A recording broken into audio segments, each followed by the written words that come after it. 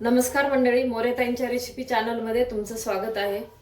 आज आपण दुधी भोपळ्याचे पौष्टिक थालीपीठ करणार आहे। त्याच्यासाठी हा दुधी भोपळा घेतलेला आहे मी। तर एवढा नाही लागणार मला, याच्यातून अर्धा कापून घेणार आहे आणि एकदम ताजा आणलेला आहे। तर कडक आहे मस्त। तर याला थोडंसं मी वरचं साल्ट काढून निबर असेल तर नाही काढणार। आणि दुधी भोपळ्याची भाजी खायला लहान मुलं तर खातच नाही, पण काही काही आपण मोठे सुद्धा खात नाही। त्याच्यासाठी असे थालीपीठ जर करून दिले मुलांना तर ओळखायला पण येत नाही। तुम्ही डब्याला पण देऊ शकता, त्याच्या चटणी सोबत लोणच्या सोबत छान लागते। तर आता आपण याला अर्धा कापून घेऊ।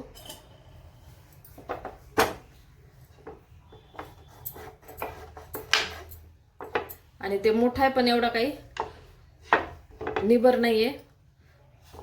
अजून याच्यात कवळे पण भेटतात, पण हा असा मला भेटला तर मी हा घेतलेला आहे। एकदम म्हणजे कवळा नाही हा जास्त आणि जास्त निबर पण नाही। आता आपण चाकूनच याचं वरचं साल्ट काढणार आहे, जेवढं निघेल तेवढं।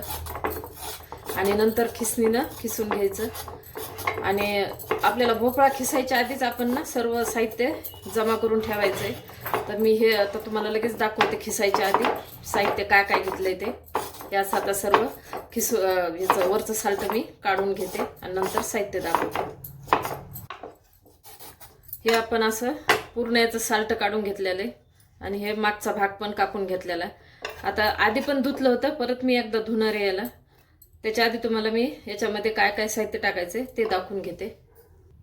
आता थालीपीठला लागण्यासाठी हे 1 वाटी मी गव्हाचं पीठ घेतलेलं आहे, 1 वाटी बेसन पीठ म्हणजे हरभऱ्याच्या डाळीचं पीठ घेतलेलं आहे आपल्या घरी दळलेलं। आता थालीपीठ मध्ये टाकायला आपण ना कांदा घेतलेला आहे कापून, टोमॅटो, कोथिंबीर आणि कढीपत्ता सुद्धा थोडा बारीक करून घेतलेला आहे। अजून पण तुम्ही जे मुलं भाज्या खात नाही का त्या पण भाज्या तुम्ही याच्यात टाकू शकता। आता आपण आधी हे बेसन पीठ 1 वाटी घेतलेलं ते टाकलं, गव्हाचं पीठ 1 वाटी घेतलं ते पण टाकलं।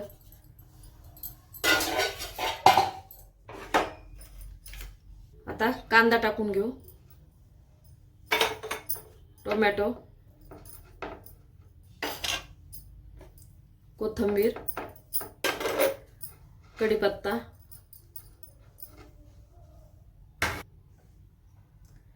आता आपण हे लाल मिरची पावडर टाकू, तुमच्या आवडीनुसार तिखट कमी जास्त करू शकता। मी आता 2 चमचे तिखट टाकलं। मीठ आपण चवीनुसार टाकू।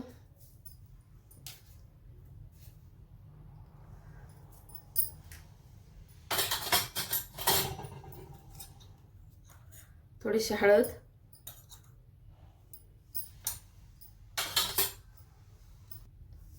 थोडासा ओवा घेतलेला आहे तो हातावर असा चोळून टाकून घेते। आणि आता हे आपण बाजूला ठेवू। आधी आपण दुधी भोपळा घेतलेला आहे ना, साल्ट काढून ठेवलेला आहे, त्याला आता आपण किसून घेणार आहे आणि मग याच्यामध्ये कालवणार आहे। आपण दुधी भोपळा याच्यामध्ये मिक्स करणार आहे। आता आपण हा दुधी भोपळा किसून घेऊ।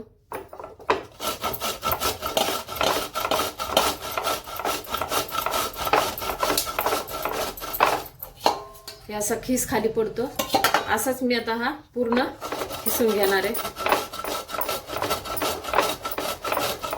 आपण आता हा भोपळा खिसून घेतलेला आहे, तर असा एकदम वेळेवर खिसायचा म्हणजे मग काळा पडत नाही। आता लगेच आपण करायला सुरुवात करू। आता आधी सर्व साहित्य टाकलेले, आता आपण हा खिसलेला भोपळा टाकून घेऊ आणि याला मिक्स करून घेऊ। आपण आता याला मिक्स करू। आता सर्व साहित्य मिक्स केलं, आता आपण पाणी टाकून परत एकदा मिक्स करणार आहे।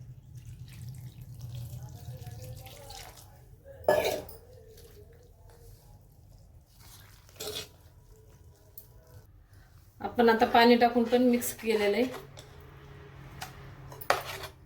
हे असं झालेलं आहे आपलं मिक्स।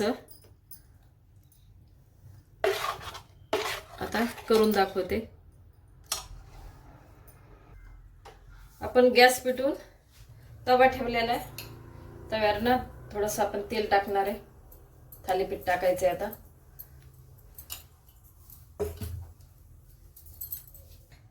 आता गॅस पेटून आपण तवा ठेवला होता, गरम झालेला आहे. तव्यावर तेल पण टाकलेले.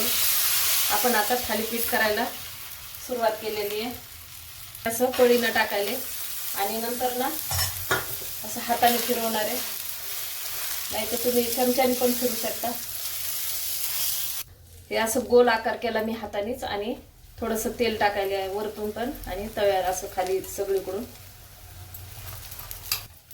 थोडं आपण अशी प्लेट झाकून ठेवणार आहे. आपण आता ताट काढू.